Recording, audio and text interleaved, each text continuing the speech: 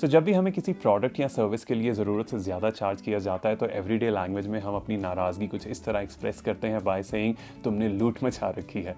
अब इसे एक्सप्रेस करने के कई तरीके हैं। You could say that you're over charging, या फिर आप कह सकते हैं that you're robbing people blind, which is a humorous rendition of the same.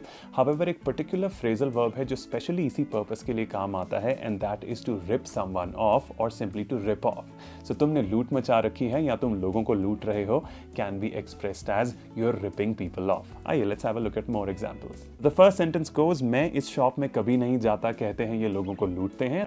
I never go to this shop, apparently they rip people off. Then it's also used in the passive voice a lot.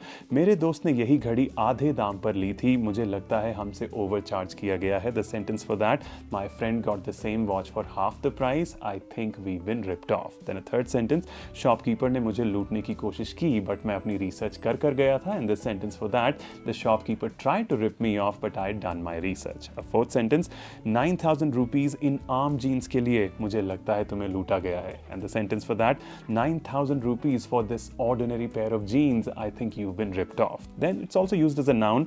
9,000 rupees में ये jeans बहुत महंगी हैं. And the sentence, at 9,000 rupees these jeans are a rip off. And the final sentence, taxi driver ने देखा कि मैं यहाँ से नहीं हूँ तो उसने मुझे लूटने की कोशिश की.